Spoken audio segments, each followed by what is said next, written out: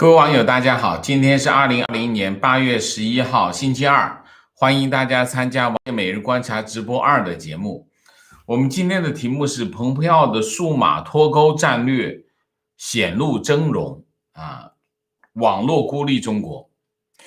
这个题目呢，其实我们在上一周我们做过但是呢，今天我还是想讲因为它有一个新的东西出来这个美国国务院今天发表一个题目是清洁网络保护美国财产，一个这样的文章新闻稿。这个新闻稿我还是要向大家报告一下，因为这个战略其实和原来的想法已经发生了很大的变化那么我们原来的判断是什么？原来的清洁网络的一个这样的运动，其实是为了进行这个数码脱钩数码脱钩，我们原来是要保持和中国的距离，但从现在来看，它的目标并不是这个。蓬佩奥的这个战略其实是要孤立中国，它不仅仅是要我和你分开，而且还要让你和世界其他国家都分开。所以呢，这件事情就和原来的这个事情就完全不一样了所以我们今天还是要把这个事情再讲一下，但是我会尽快的讲快一点。那么这篇文章呢，就讲了一些基本的事实一个就是他是从哪开始讲呢？从川普政府采取了史无前例的行动，捍卫美国的地理边界那么同时也捍卫美国的网络疆界再从这里开始讲什么呢？讲4月29号国务卿蓬佩奥宣布作为2019年国防授权法的一部分，美国国务院要求为美国 5G 网络建立一条清洁路径。5G 网络建立一个清洁路径，其实一开始就从 5G 的清洁路径开始清洁路径讲的是什么？讲的就是可靠的供应商，就是清洁的路径。那可靠的供应商就是排除中国的供应商，就是可靠的供应商基本上是这样那么2020年的8月5号蓬佩奥宣布将清洁网络扩展到清洁运营商、清洁商店、清洁应用程序、清洁云和清洁电缆。这是8月5号，那天我们做了这个专题。那么从这个扩展来看，意味着什么？它意味着其实就是一个数码，就是网络脱钩。就是你想一下，从手机 APP 到电信供应商，到应用商店、应用程序到这个电缆、海底电缆，这是一整套我们讲数码或者是网络联系那么它从这个角度来切入的话，这就不同了那么8月6号就是第二天那么川普总统签署了2项行政命令，行使国际紧急经济权利法 IEEPA 的权利，对这个 TikTok 和这个微信采取行动这是8月6号。然后这篇文章呢就从头到尾，从 5G 清洁路径到干净的运营商干净的运营商其实讲的是电信公司电信公司就是说首先我们讲 5G 清洁路径，其实讲的是什么？ 5G 清洁路径就是排除中国的电信供应商，其实就是讲的3家公司，第一个是华为，第二个是中兴通讯，第三是个大唐电信。中国主要的3大电信供应商是这3家。那么 5G 清洁路径就是选其他的供应商吧，不要选择中国的供应商，当然主要是针对华为。美国在这个领域，在这件事情上不遗余力一直在干突破口是哪里？突破口是英国这是第一个 5G 清洁路径。第二个，干净的运营商。干净的运营商讲的是什么？讲的是中国电信，以中国电信为主啊。那么就是说，不允许中国的电信公司把它的电信服务接入到美国来，就这个意思啊。就是当然主要是一个是中国电信，一个是联通，一个是网通啊，这几个主要是这3家，中国就主要是这3家，就电信公司啊，这是干净的运营商。然后清洁商店，那就是很简单，就是在美国的这个移动应用商店里面，把所有的中国的应用啊，手机应用程序全部删除。这个做的很绝，这不是仅仅是对付微信或者是对付其他的，是整个的中国，来自中国的这个手机应用程序全部删除，它叫清洁商店啊。然后跟着是什么？跟着就是干净的应用程序。什么叫干净的应用程序？就是不把中国手机供应商里的美国的手机程序全部删除，就是我不跟你玩了，就是我的手机里面没有你的程序，你的手机里面也不要有我的程序。那这个影响是非常大的啊，影响非常大。那这也就是实际上，如果这个动作发生了之后，意味着什么？意味着中国的手机基本上不要在欧洲啊，像北美市场卖了啊。你想一下是这个道理啊。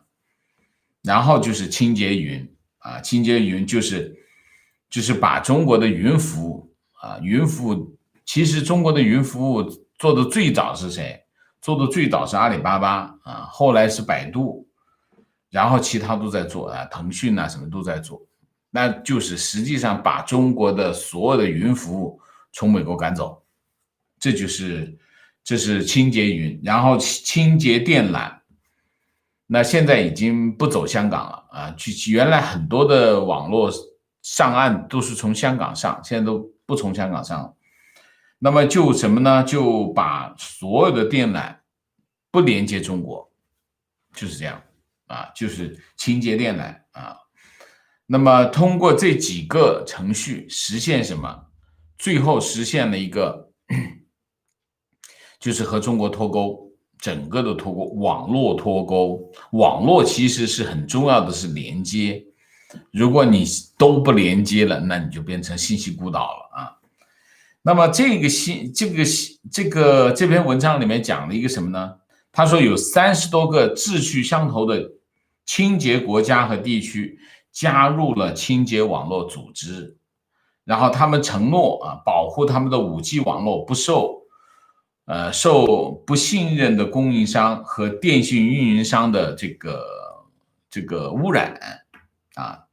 那么这些国家包括哪些国家呢？你可以看到这个国家名单其实是很有意思的啊。五眼联盟，美国、英国、澳大利亚、加拿大，少了新西兰啊，然后加了个谁呢？加了个日本、台湾，但是没有韩国。这跟地缘政治很有意思啊。这个加入这个美国的这场清洁网络的这个运动的啊，你看是有谁哈？在中东有谁呢？有以色列啊，美国的铁杆肯定加入了。那么北欧呢是挪威、瑞典、丹麦，没有芬兰啊。西欧呢是有法国、希腊啊。东欧呢就多了，东欧就更多啊。东欧是阿尔巴尼亚、捷克、爱沙尼亚、拉脱维亚、波兰、罗马尼亚、斯洛文尼亚啊，说明这次蓬佩奥去欧洲访问的这个成果还不错啊，还是不错。那么他这文章里面就讲了一些话，讲说全球许多最大的电信公司通过选择可信赖的供应商用于 5G 网络建设，成为干净的网络公司啊。他举了什么法国的 Orange 啊，印度的 Jio 啊等等啊。那么清洁网络计划势头正在成长啊，然后美国呼吁我们在世界各地的伙伴加入这个日益增长的潮流，以确保我们的数据免受中共监视和中国防火墙的侵扰。通过建立合作伙伴联盟，我们将加强对公民数据和自由的保护。我没有全念啊，我大概的把这篇文章大概的内容跟大家说一下。这是什么？这是一个战略，这是一个新的战略，这是个网络世界的战略。蓬佩奥开启了一个新的战场，这个新的战场它反映了就是美国的一个新的战略，就是数码战略，就是对中国进行数码围堵啊。它大概是怎么形成的呢？这个形成过程其实它的脉络是很清楚的。一开始就是盯住华为啊，就华为是作为中国对外扩展的一个急先锋，美国先看到的是谁？先看到的是华为，然后盯住华为。所以中美贸易战第一件事情，把华为抓来进行制裁，让华为作为中国对外扩张的一个急先锋。所以抓住华为作为一个重要的步骤啊，这是第一步啊。从去年中美贸易战一开始，先抓的就是华为，把华为制裁啊。然后华为就推出什么？去年一开始，华为最激进的一个战略是什么？就是 5G 战略。5G 战略，华为也好，中国也好，在 5G 这件事情上，部署早，动手早，就是投入早，很早。中国特别是华为，在 5G 这个领域已经捷足先登，它比其他的西方的这些电信供应商都动手早，所以它在这个领域的专利是最多的。美国就盯住了华为这个 5G 战略。分析看不得了，这要是给华为把全世界的 5G 单子一拿下来，那还不得了，那真的不得了。那怎么办？就开始盯着华为的 5G 开始打开始美国动用他所有的对外资源去阻止 5G 的发展。所以 5G 的华为到目前为止，它 5G 只拿到了从今年2月份到现在一个新增订单没有。2月份开始，它还是停留在91张合同上，就没有其实它的势头被阻止了不阻止了，然后就阻止华为的 5G 战略，然后在阻止华为 5G 战略的过程当中，就衍生出一个清洁路径5G 清洁路径这场运动。5G 清洁路径实际上是阻止华为在 5G 市场获得市场份额的一个阻击行动，就是不仅仅是美国的市场，在欧洲，在其他的领域美国开始推动这件事情。清洁 5G 路径就是把中国的供应商排除在外，然后这是其实这个战略就开始形成了开始形成，然后呢就制裁 TikTok 和这个微信然后制裁 TikTok 和微信又延伸出什么呢？延伸出清洁网络运动。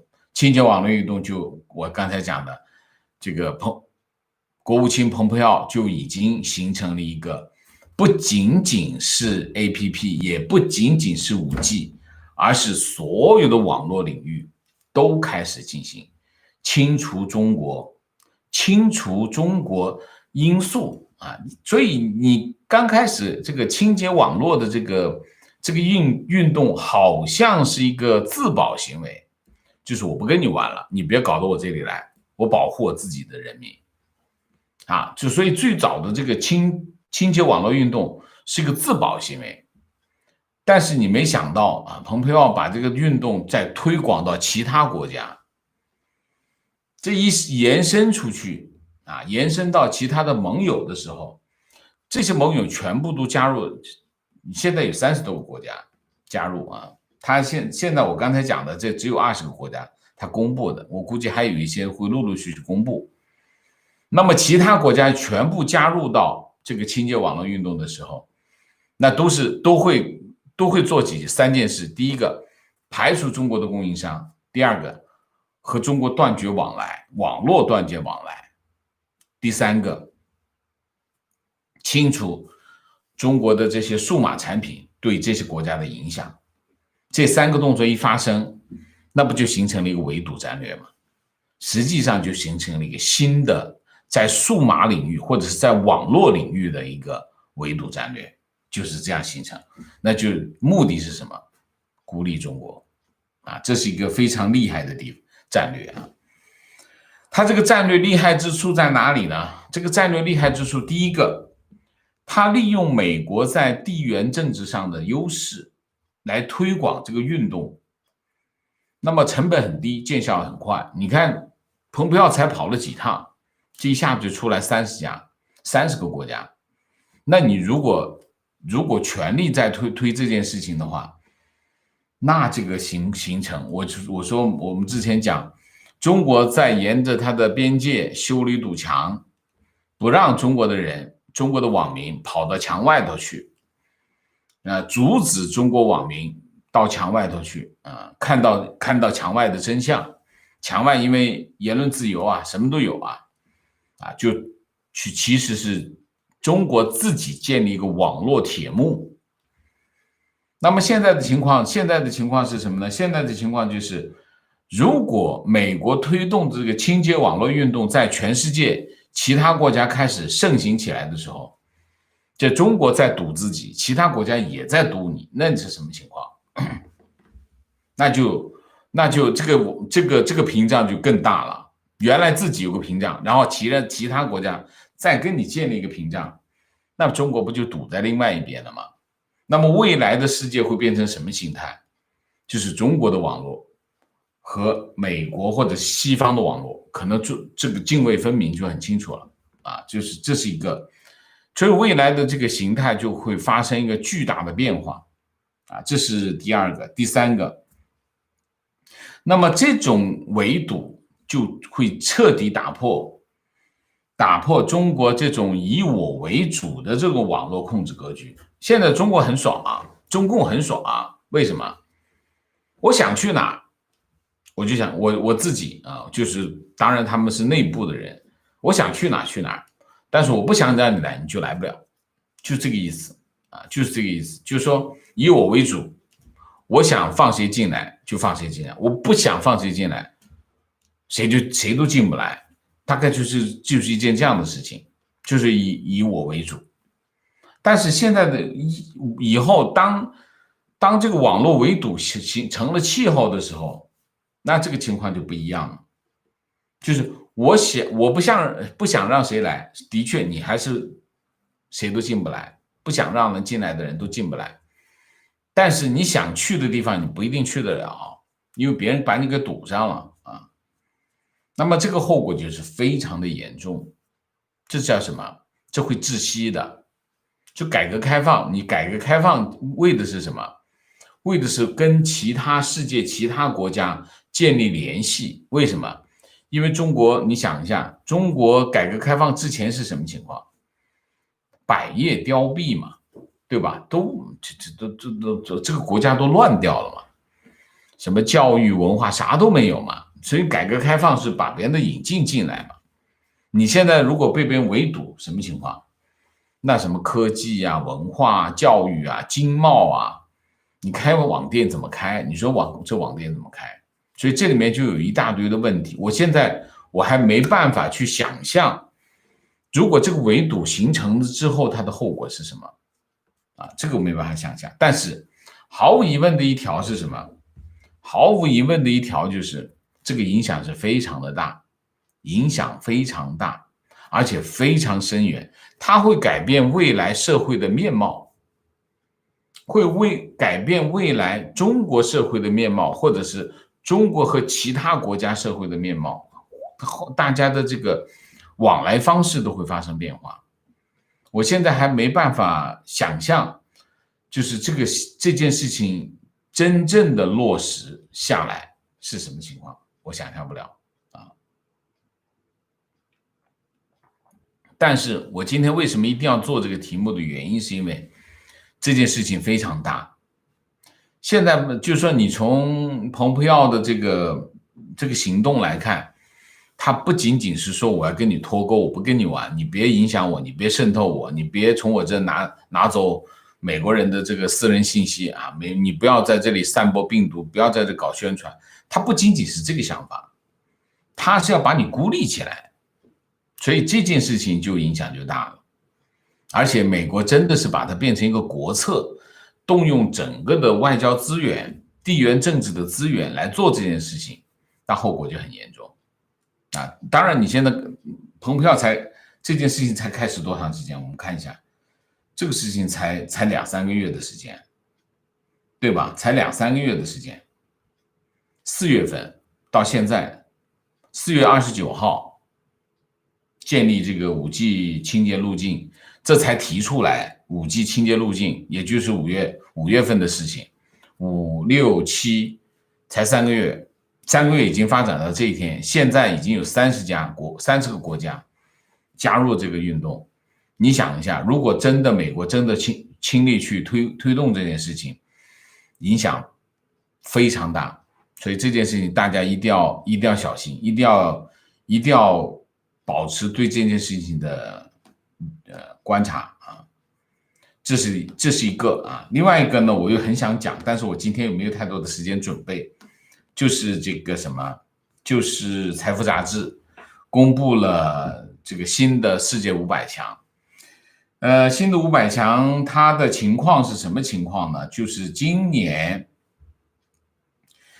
中国上榜的500强有123家，中国大陆有123家企业进入了世界500强，那么超过了美国的数量，美国只有121，中国有123啊。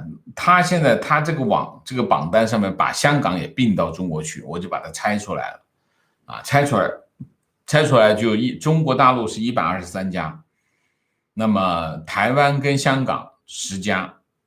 然后这个美国是121家，那么中国是从数量来说是超过了中国，反映了中国在这个超大型企业当中的实力啊，这是一个。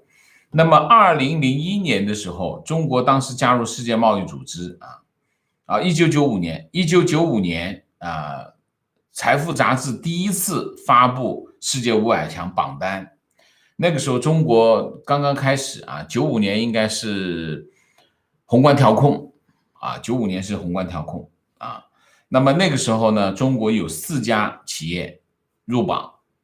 到了2001年，中国加入世贸，那么有12家入榜。到2008年呢，就是中国已经超过了德国、法国、英国和日本。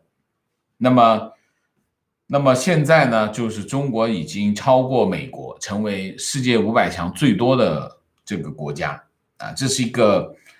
当然，财富杂志做这个排行榜呢，有没有意义？有意义。因为什么？因为500强的指标是什么？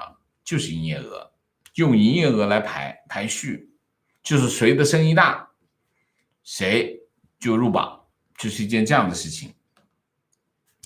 但是呢，你可以看我翻了一下我没有翻太久就是我大概的瞄了两眼。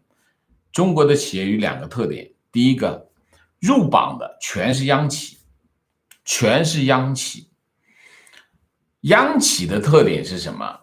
央企的特点就是不断的合并中融基的改革开放是做什么？中融基的改革开放就是分拆，把这企业分拆。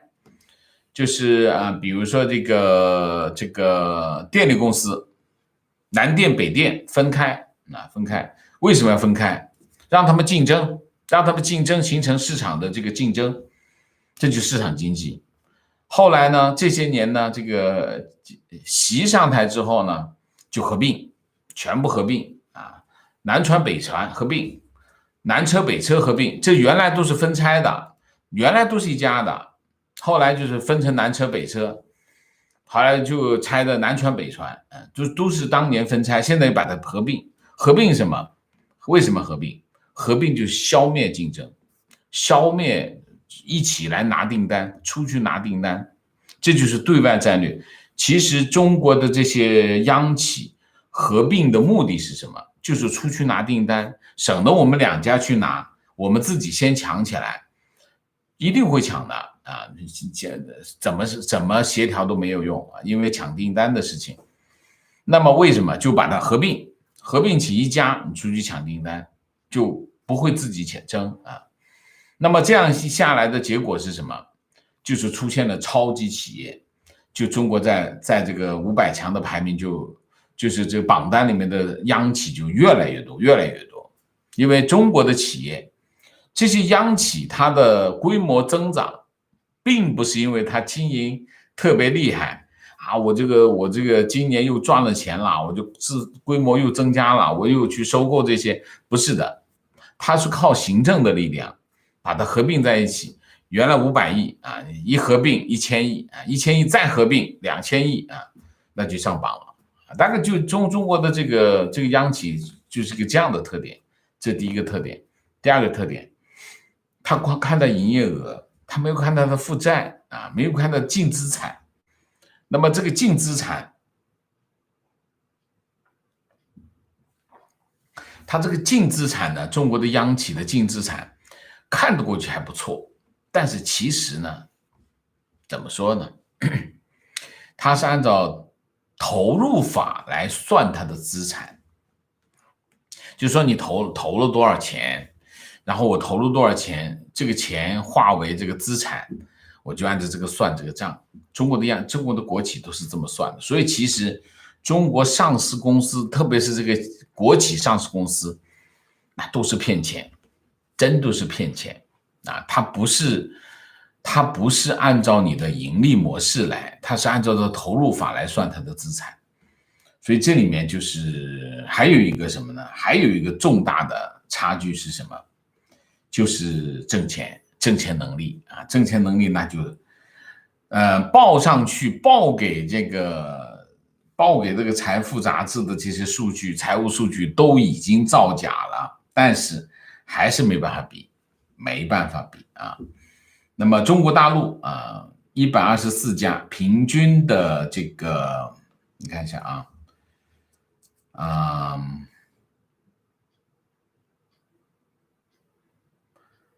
平均的利润，中国的这些上榜的只有美国企业的一半啊，美国的企业的一半。那么中国的平均的销售收益率为5.4%，美国的企业是多少？美国的是10.5%啊，1倍多啊。然后平均资产收益率是9.8%啊，中国的这些企业啊，美国的企业是多少？美国企业17%啊。这差很多，差非常的多啊，很多其他的我们就不念了，就什么美国企业人均利润率是4.9万元啊，那么中国的只有2万美金啊，等等，这都是差距是非常大的啊。那么还有一个，中国的最大的企业都是这些银行的利润非常高啊。那么10家上榜的这个银行利润总额是1941，是不是我们这个声音又是声音正常了哈？声音正常就好啊。利润总额是1940亿，小2000亿啊，占中国上榜的企业利润总额的44%，10家银行占这个整个上榜，中国上榜的123家啊，123家的利润总额的44%，可见什么？可见银行挣了很多的钱啊，很多的钱。大体上是这样吧，反正就是财富杂志的500强企业非常完美的满足了中国人这种好大喜功的这种面子啊。财富杂志也用这个挣钱啊，用这个来挣钱。但是老实讲，这个榜单对中国经济的意义不大，原因是中国的这些企业上榜的这些企业没有几个是靠自己经营出来的规模啊，都是用行政力量合并再合并再合并。你要不要看宇宙最大的公司，这叫中烟集团？中烟集团是中国所有的香烟它全部并到这个中烟集团里面去，那当然是宇宙最大的公司。为什么？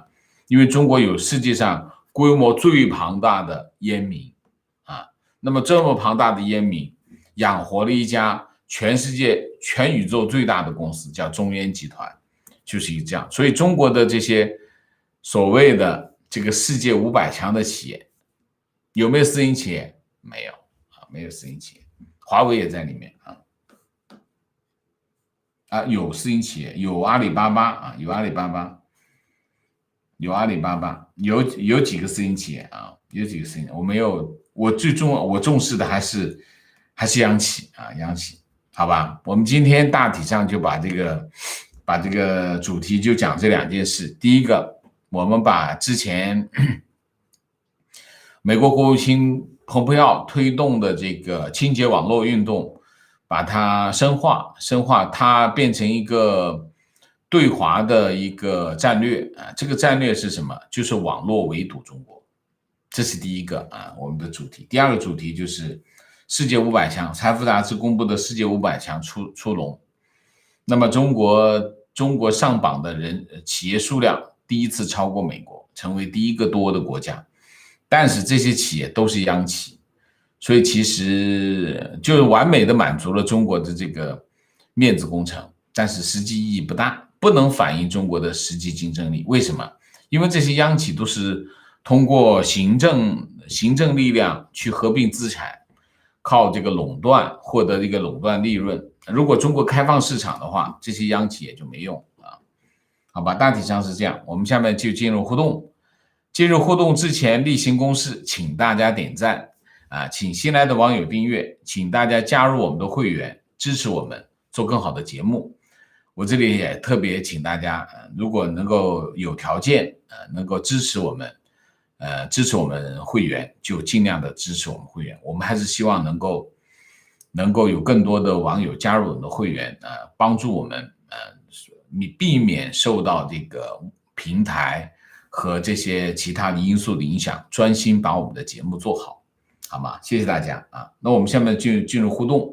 进入互动之后，请大家不要聊天，3个情况、问题、观点，好吗？谢谢啊！我们今天要快一点，我们最近因为这个节目的时间老是超时，所以占用了我们的这个互动的时间啊。我还是希望我们能够保持足够量的互动的内容。明线啊，归人111是不是意味着中国电信、移动在洛杉矶的机房以后不能用了？应该是啊。那么它不能够让中国的电信公司在美国提供电信服务，那它机房肯定是不能用啊。Jets 星，谢谢，还是很期待美国赶紧把墙推倒。美国推倒墙。Mike 豬謝謝CK 謝謝，請王老師食我最中意嘅點心蝦餃燒賣，港女 OK Renee Mac 謝謝楊玲玲謝謝，終於學會開會員了，好開心，把 Apple ID 設置到美國去，再用雙貨幣卡或者是淘寶買禮品卡代充即可 OK， 謝謝你支持我，謝謝 Chloe 謝謝。貴人111謝謝，提問我之前的 Apple ID 是中國大陸，數據存儲在雲上貴州，幾個月前改成了英國，支付方式也換成了本地，請問數據會轉移出來嗎？數據還會留在雲上貴州嗎？我真的不知道理論上來說，你如果 ID 是在英國，那麼這個數據不應該存在雲上貴州了吧？理論上應該是這樣，不過你還是要去查一下好嗎？或者是你寫封信問一下那個蘋果積極陳謝謝Daniel 梁謝謝Vivian J 謝謝Vivian J 謝謝。好，我們現在互動觀點，蓬佩奧真是個人才，想得很遠，信息網絡脫鈎是真是斷得徹底，中共的意識形態不斷鼓勵創新，不鼓励创新，更不保护知识产权。估计此次围堵还没有还手之力。可悲的是，中国人民从此以后与文明世界距离越来越远。还是可以翻墙嘛，翻墙还是可以的。我们讲的是围堵，围堵并不是断网，其实应该还是可以还是可以翻墙的啊。提问王先生，最近是不是需要每隔几期开一个大选主题了？今天拜登的竞选搭档出炉啊，原加州检察总长贺锦丽被提名为副总统的人选，拜登胜选把握大增我老实讲呢，我做这个大选的这个题目呢，美国大选这个题目呢，我是有点心有余悸的除非我们的网友在这个问题上能够保持客观冷静、客观理性，否则的话，我做这个题目，每次做这个题目都会被一部分网友这个不高兴，所以我有点犹豫但是我毫无疑问，我还是会做这个大选主题。但是我在这里就特别提醒大家无论是拜登的支持者还是川普的支持者，请大家客观冷静。你别拜登的支持者说我是这个川普的这个倾向于川普，然后我里外不是人，这不公平这个不要这样，好不好？否则的话我真的有压力我不希望任何一个网友有不愉快的体验，我当然这是做不到的，但是我尽量的不希望大家有不愉快的体验。但是另外一方面，我也希望大家能够通过这件事情能够学会放开，还是改变我们在墙内的价值观，就是一到政治就要死人的这种价值观，这种价值观是不对的，这不是文明社会的价值观。所以政治是什么？政治是理念之争，理念之争应该是什么？应该是平等的平等的对待对方，好吗？提问：毛泽东1959年4月29日党内通讯，要十分抓紧，按人定量，忙时多吃，闲时少吃，忙时吃干，闲时半干半稀，杂以番薯、青菜、萝卜、瓜豆、芋头之类。现在国内似乎开始管起餐桌，怎么看有关国内立法禁止食物浪费？过几天会不会立法吃饭7分饱？这就是今天上午的这个节目当中，有网友提出来说，这个习近平说要这个餐饮浪费，这个触目惊心要大家不要浪费粮食。我今天在推特上面我发了一个帖子，我说这个习近平开个会几百亿那么大傻逼几千亿动不动上来就是一挥手几十亿美金、几上百亿美金，给这个免除债务，支援这个又支援这个，支援那个。中国的老百姓自己吃自己喝自己的，怎么会浪费？你说老百姓自己吃饭跑出去吃饭会浪费吗？那都是血汗钱，怎么可能浪费？真正浪费的是什么？浪费是官员嘛，官员公款消费才会浪费，这是第一个。第二个，你看看是杭州开的那个叫 G20 峰会，那叫腐败奢侈，那全世界没见过这么开 G20 峰会的，把那个峰会开成什么样？你看看那顿饭吃的，那叫什么？民脂民膏。习近平怎么有脸来讲这个餐饮浪费、铺张浪费的问题？我觉得这非常的无耻。第一个是非常无耻，第二非常的无知，第三非常的愚蠢嘛，这是把脸伸出来给大家打嘛，这是。所以这件事情我觉得怎么说呢，我不会开一个专题来说这件事情，我只会就骂这3句话就够了啊。观点：专门提供海外华人使用的 iTalkBB 和 CIK Telecom 都有服务器在中国，10几年前就注意它的低价策略。我怀疑在海外这么多电信服务，实际上是中共虹吸海外华人数据的一个战略，很多华人都用他们的服务。反正就是要怎么说呢？蓬佩奥的这个战略其实是很厉害的，它很完整。基本上，如果这个清洁网络的这个运动真的是推行实施，你就不用担心这些问题了，因为它已经被清除掉了，是吗？你说呢？观点：凡是进了中国的数据，不会给你删干净的。中国大陆无论是企业还是个人，都会把任何一点点可能牟利的东西都嗅觉灵敏，只要闻到味儿，就绝对不会丢弃的。个人信息也是生财之源。是的，王老师好喜欢你的节目，想请教个问题：港币和美元自由兑换受限制以后，其他币种，比如说澳元对港元兑换会受什么影响？它是这样，港元和美元挂钩叫连续汇率挂钩连续汇率。那么也就是说，港元是挂在美元上，实际上是什么？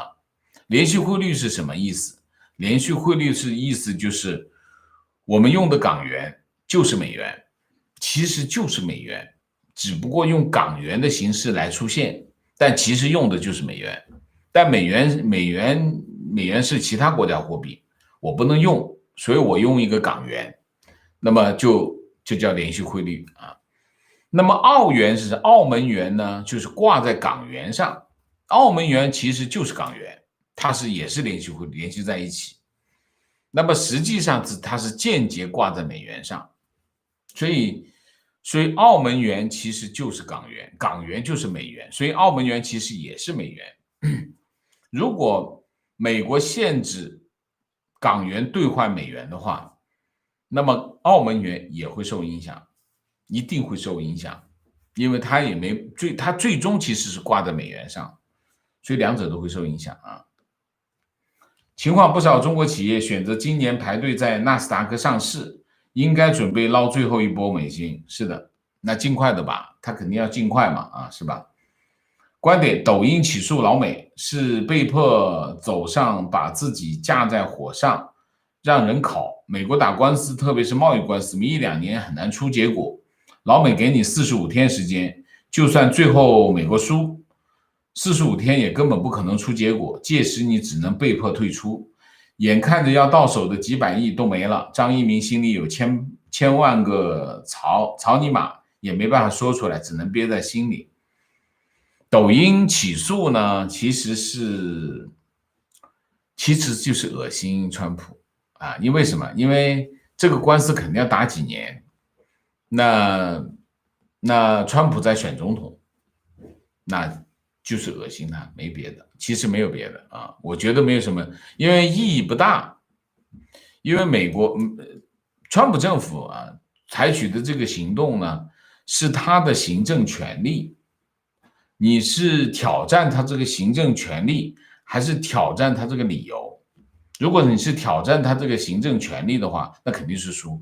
挑战这个理由，你得证明你自己，因为你是一个你诉讼方，你要证明你没有这个，那很难，这是件非常困难的事情。提问：王老师，美国会对中国的计算机技术产业制裁？计算机技术产业是什么？你讲的是什么？我不知道计算机技术产业是什么产业计算机技术产业我不理解，你再问一下好不好观点：王先生，所有中国企业在境外招标都必须受商务部的协调管理，其实所有中国企业都是党管，是一个垄断集团、垄断团伙。这是这2年才有这2年才有这个商务部来协调这件事情。以前呢，真的是自己跑出去投标，所以经常国内的企业先打一轮。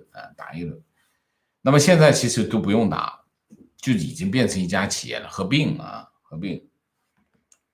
情况，中国国家铁路集团负债5.48万亿，对啊，是啊，所以中国的这些中国上榜的企业，你没看它负债多少啊？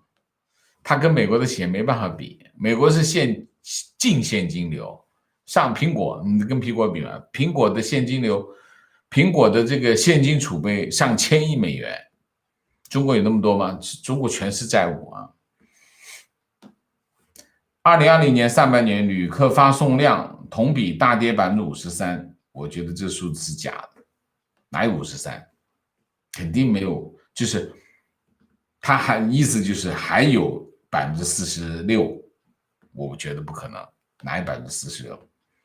提问：王老师你好，请问你如何看待小米这家企业以及创始人雷军在手机业务上，未来小米有机会吃下华为的海外份额吗？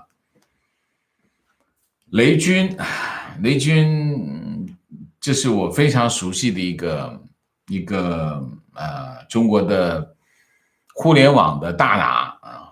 雷军是华中理工啊，华中理工是出了很多人才是华中理工吗？我印象中是华中，我忘记了啊。雷军很早出生，非常早啊，金山，他是先在金山软件金山软件最后做到金山软件的 CEO 裘伯君，金山软件的老板叫裘伯君裘伯君是这个中国互联网的开山鼻祖之一就是这个叫什么数码英雄裘伯君是其中一个。他创办的金山软件那么雷军是在金山做的 CEO， 然后雷军等金山上市然后他就退出金山，自己创业就创办了小米。那么然后雷军还投资了一大票中国的这些互联网公司，所以雷军其实他的这个创业的这个非常的成功这是一个非常有创业精神的人。而且你想一下，他在金山软件已经做到 CEO， 然后把这个岗位辞掉，他早就财务自由了，但是他没有停下他的脚步，继续创业，继续创办了小米，这是个很厉害的人非常厉害。小米，我是小米1的用户，小米一出来我就买了，小米一出手机我就买了小米1所以我是米1的用户。但后来我还是用回苹果我认为小米是一个非常有潜力非常好的企业文化的一个这样的企业。它会不会吃下华为的海外份额？不好说。为什么？因为小米去海外其实有它的先天不足。它的先天不足在哪里？就是它的这个叫什么专利就是说其实在手机市场上竞争最厉害的有2个。第一个竞争是什么？就是你的产品和技术的竞争，这是一个方面。另外一个方面就是专利竞争。专利其实在手机市场，专利是什么？专利是护城河，保护我的市场份额的一个护城河。那么实际上很多专利就是一个战略来的，所以在这个问题上小米是比较吃亏，因为它起步比较晚，它在手机上面的专利是不够的，所以它在这块是比较吃亏的它能不能吃下华为的海外份额，我觉得这是小米出海是有障碍有困难没那么简单，没有大家想的那么简单。就是说在手机市场不是说你的手机好你就能够卖得好，你可能你在专利上有问题的话，你连去那个市场都没办法去，是这个问题提问：港币发行银行受中共控制，能保证真有相应的美元吗？会不会骗？这就是我们非常典型的我们国内的人的思维方式啊，所有的一切，全世界的一切都不相信，怀疑啊，这个怀疑并不错啊，但是我们现在的怀疑是，我们现在怀疑已经没有边界了啊，在国内的所有的怀疑，为什么？因为我们在国内生活的这个环境是没有边界的造假。造假到了，就是你已经没有底线了，就连什么奶粉，连这个疫苗都会造假，连什么的造假都已经到了一个这个地步，所以我们没有东西可以相信的，所以我们会在我们出到海外来，所有一切都会提问啊，所以我不就这个我理解大家的这种思维方式，因为我就从国内来啊，我很清楚啊。但是我们要养成一个基本的，如果我们没有边界的去怀疑的话，我们会浪费很多的时间。就是说，我们要知道一个正常的国家，一个正常的社会，一个正常的城市，其他的国家是正常的，我们生活在中国的大陆是不正常的。那么我们要学习什么呢？学习接受一些既定的常态性的东西，我们去抓住一些变动的东西进行怀疑、质疑，我们会比较有效率，我们看待这个世界会比较有效率。我们现在的情况是什么？我们现在的情况就是，哎，这个泥巴是不是真的？哎，这个墙这块砖是不是假的？对，你在中国这样怀疑没有错啊，但是你跑到海外去的话，你真的会浪费很多时间。我还是要答你这个问题啊，就是说港币发行受中共控制，这是不对的。香港能够成为一个国际金融中心啊，它有非常完善的金融基础设施。这个金融基础设施其中有一条就是联系汇率啊，联系汇率是整个香港金融中心的一个基石，联系汇率啊。联系汇率有一条是什么？就是发钞银行每发行1块钱港元，就要把等值的美元放到就是外汇储备里面去，叫外汇基金里面去。这外汇基金在哪里？外汇基金在金融管理局。金融管理局是哪里？就是香港的中央银行。所以这件事情，发钞银行，香港有3个发钞银行，原来有2个啊，第一个是汇丰，第2个是渣打。那么后来随着香港的回归，就增加了一个中国的银行，叫中国银行。中国银行也是第3家发钞银行。这3家发钞银行其中中银集团是中国大陆的啊，就是中国银行的。那么另外2家汇丰跟渣打都不受中共控制，所以我们不能够用概念化的东西去标签我们的现实，那我们会没办法判断这些事情。所以有没有相应的美元？那你可以，如果我们去质疑这件事情的话，就像我们之前有人说这个金融管理局管理的外汇储备被人民银行用掉，对我来说呢，我是不相信的。为什么？如果香港出现这种级别的问题的话，我觉得不会没有人知道，也不会不透露出来。为什么？因为香港有4000多亿美元的外汇储备，这4000多亿美元的外汇储备，它不会是放在香港，它一定是委托各个大的基金公司去管理这些外汇储备。比如说我4000多亿，我可能委托10家基金公司，把这些钱交给他们，按照我制定的一个外汇资产管理的规则，让他们去管理，一定是这样的。然后这各大个基金公司就根据这个规则去操作，然后每年给我报表。如果人民银行要动用香港的外汇储备，这些基金公司马上就知道，因为他要卖掉资产，换成现金交上去。如果它是一系列的动作的话，这个市场一定有人知道，而且一定会有人传出来。所以这种事情就是说，我们经常会遇到很多质疑怀疑，这个没问题。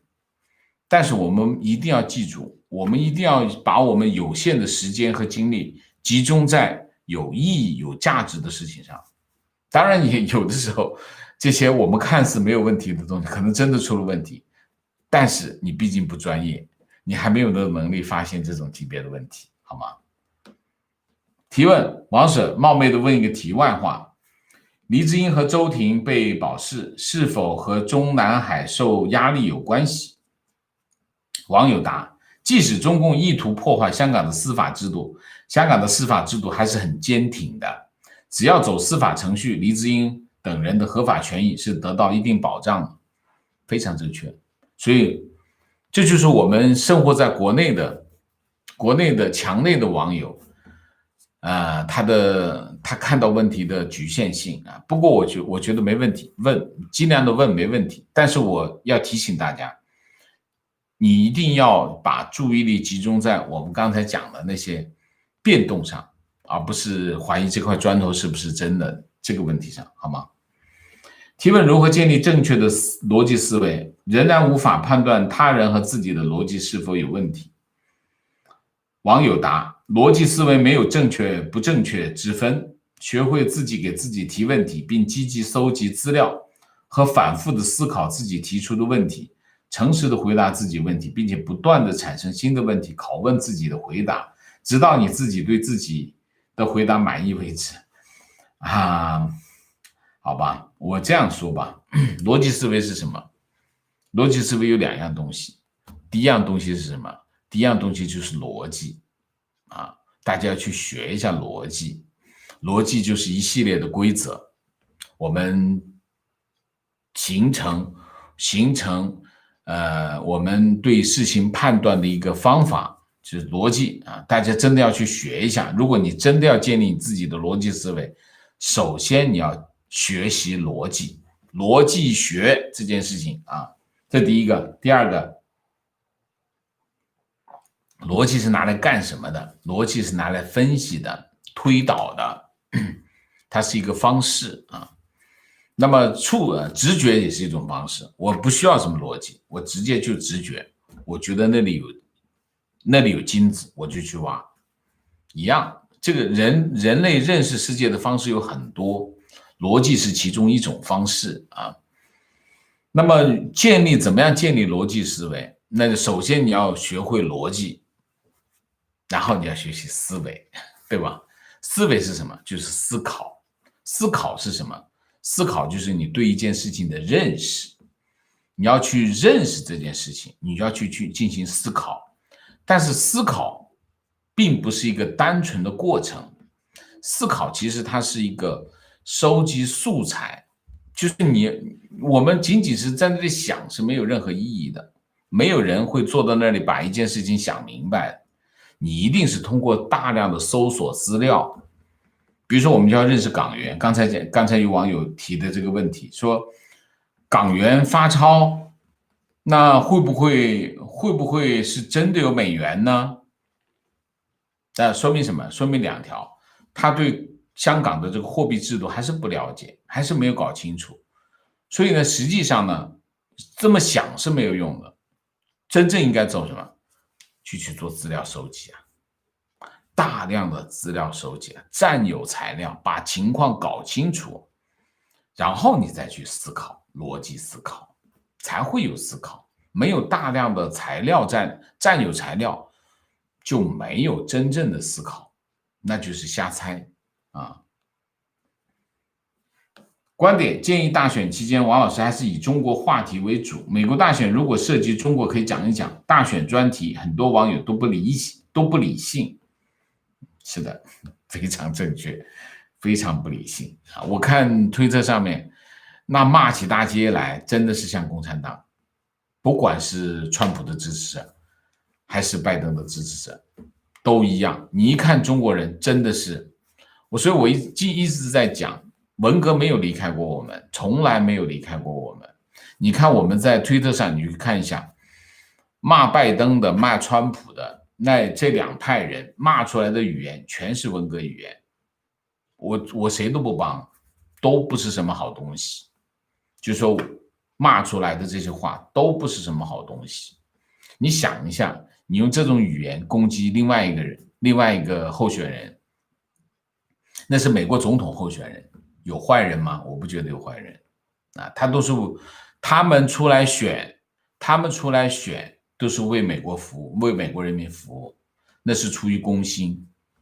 美国的总统候选人没有坏人，就说我看到在推特上看中国人骂另外一个他不喜欢的候选人，他的那种极尽污蔑之能事已经到了登峰造极，我没有见到过其他的民族这样子做，真的是没有啊。所以在这个问题上，这个网友提的很对啊，就我老实讲，我真的不想去谈这个问题啊。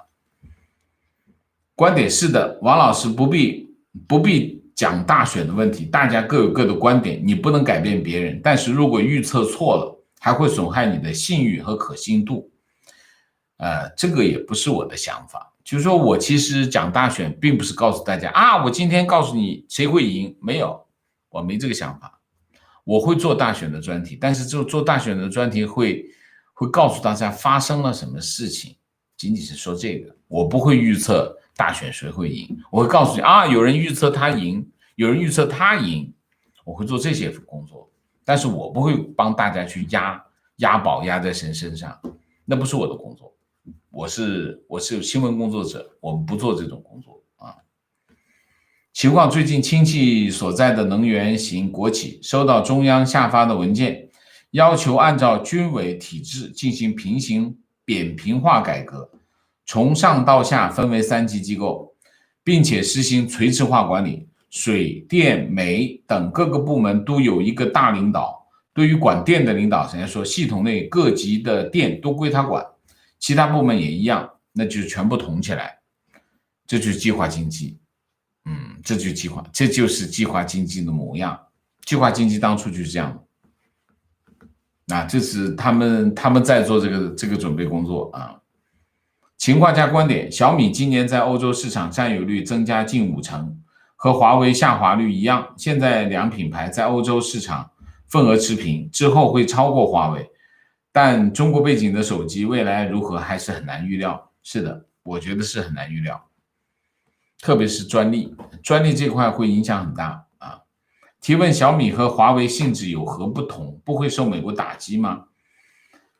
华为跟小米当然不同啊。小米是一家有无数投资商投资的，当然包括中国的投资商，包括美国的投资商，包括日本的投资商投资的，基本上是一个外企吧，它大部分是，当然它主要的股东还是大是雷军了，但是它不算一个国企，肯定它不是个国企啊。那华为是什么？华为是国企中的国企啊，军企中的军企啊，它负有特殊使命，它得到了政府的非常多的资源的支持啊。他国开行是有账号的，国开行是给他提供，我不能说无限量的资金嘛，就是提供的资金，那小米怎么能跟他比啊？这是亲儿子中的亲儿子啊！观点：粮食不能够奢侈，下一步会不会禁止穿奢侈的衣服、开豪车，全面禁止过度消费？那就和现在的伊朗对比过去的伊朗一模一样。能不能这么衍生不一定啊，不一定。但是说粮食浪费粮食这件事情非常可笑啊，就是谁说都可以，共产党说就不可以。为什么？因为这个世界上说浪费这个2个字最没资格说浪费的这件事就是中共啊，中共和中共的贪官啊。观点：美国本质上并不希望中共垮掉，一个独裁专制、思想禁锢的国家总比一个真正自由民主而且单一民主的中国好对付的多。所以这次对抗包括数码脱钩最终会达成和解，川普只希望利益最大化而已。网友答：完全不同意你的观点，独裁最终的结果就是独裁者权力无约束的往外延伸，危及世界，而且独裁者走的必然是和民主国家背道而驰的路，就是民主国家发展的阻力。非常正确，我同意这个网友的观点。美国不希望中共垮掉这件事情，我不知道他希不希望他垮掉，但是呢，就是说，我知道这个网友的逻辑是什么。这个网友的逻辑就是说，对美国来说，一个强大的中国并不是符合美国的利益的啊。这个观点很有市场，很有市场。这也是很多国内的网友在看待中美关系的时候，很多人持有的一个观点。这里面有两个问题，就是第一个问题就是中国人不了解美国啊，美国是一个怎样的国家？美国是对安全非常敏感的国家啊，所以它安全，当然其实很多国家都是这样啊，就是安全是一个系数，没有安全，你再多的财富都是零，所以美国很重视安全问题。那么对于美国来说，当然美国历史上也有一些支持独裁者的案例啊，支持独裁者的案例，但是你要想一下，一个独裁的专制的一个国家，不受控制的这种我们叫共产主义国家或者社会主义国家，对美国来说绝对是个安全的威胁。所以他希不希望中共垮台我不知道，但是他不希望有一个独裁的共产政权存在着在中国，对美国来说肯定不是一件好事。所以在这个问题上我是不同意的，我是支持这位网友，就后面这个回答的网友的意见，就是说美国肯定不希望有一个这样的国家，不管它强大不强大，就是中国的对于美国来说，中国的强大与否不取决于它有多强大，而是取决于谁在控制这个强大的国家啊。观点：美国政府现在有一个非常明确的战略，他们知道对付中国这么大的经济体，不能够像伊朗那样的经济制裁，只能发动影响力去联合各个西方国家和全世界所有华人去孤立中共，让中国用不上微软的操作系统，用不上甲骨文的服务器，用不上科研需要的 MATLAB， 这才真有可能去推翻 CCP。OK。观点：中国人没有成熟的政治生活，原因是中国社会本质上是无产者社会，无恒心者无，无恒心者的无产者自然会养成一个互害型的社会。所谓文革就是这个意思，政治其实是有恒心之人的长期性博弈，有道理。没有哪个国家的正常教育是在孩子中间分这么多等级的。小队长、中队长、大队长，这从小建立等级观念，非常正确。好，鸣谢一下 Vivian J， 谢谢；招成，谢谢； Jennifer 李，谢谢；归人111，谢谢。观点：抖音起诉其实不是由抖音自己决定的，是北京方面决定。张一鸣应该是有头脑的，但是北京方面说一定要起诉，那么抖音也只能执行。有道理。Maggie Lee， 谢谢，请王老师喝咖啡。Jack Han， 谢谢。好，我们今天的节目就到这里，感谢大家的参与，我们下个节目再见。再见之前，请大家点赞，请新来的网友订阅，请大家加入我们的会员，支持我们做更好的节目，做更好的自己。谢谢大家，谢谢。